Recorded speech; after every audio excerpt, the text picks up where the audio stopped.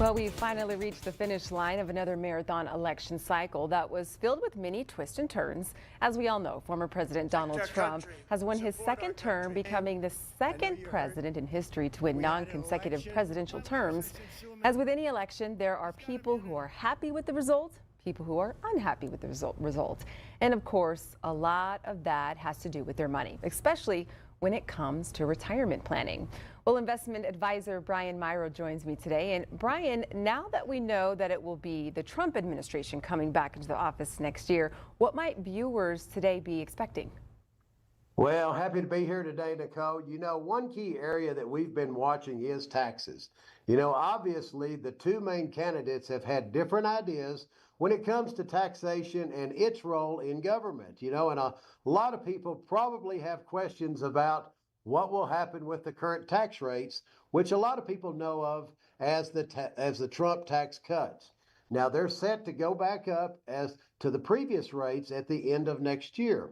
But with Trump in office again, among other changes, his administration will likely prioritize extending or making permanent provisions, including maintaining lower individual tax rates, increasing the standard deduction, and preserving favorable tax treatment for pass-through entities. Well, Becky Swansberg, CEO of the Stonewood Financial, a former White House and Capitol Hill staffer, says that throughout his campaign, Donald Trump said he'd like to make sure those tax cuts are extended for all Americans, but that decision is up to Congress, not the White House, right?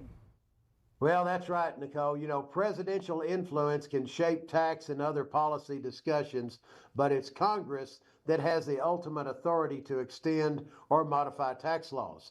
So even with Republicans all but locking up the Senate and the House, legislation can still be unpredictable. So how else could a new presidential administration potentially impact our finances? Well, I'd encourage folks to look beyond this election when making financial decisions.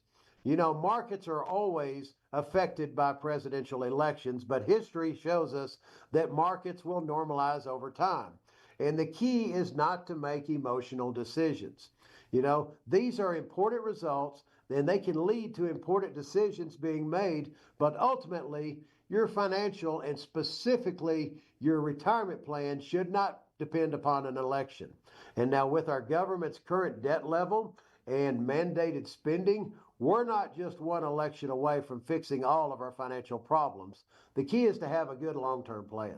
So what are some ways to help people learn about existing opportunities to save on taxes and investment and retirement accounts?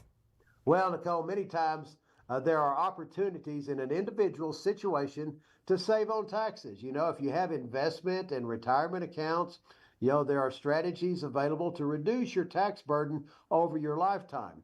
You know, there are things like Roth conversions. These are something to look at as they can help to reduce taxes down the road.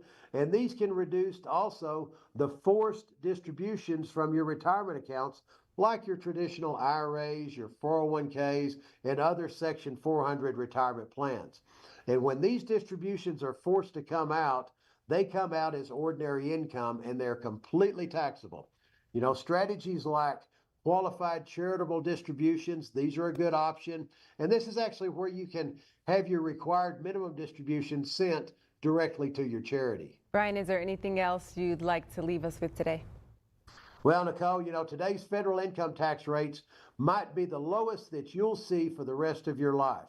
You know, they went down in 2017 with the 2017 Tax Cuts and Jobs Act. But we know that those tax rates are set to expire in 2026. And even though we know Donald Trump said he'd like to extend these cuts, it's not guaranteed. So it's a good idea to consider preparing for rising tax rates in our near future. And I bet just about everyone watching has a few areas where they can become a little more tax efficient with their money. Now, Nicole, today I'm offering a free tax analysis to all of our viewers.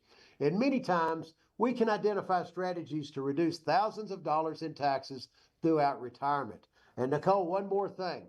You know, we're offering a free complimentary copy of my book titled Smart Money for the Backside of Life, along with the free tax analysis for anybody wanting to set a visit.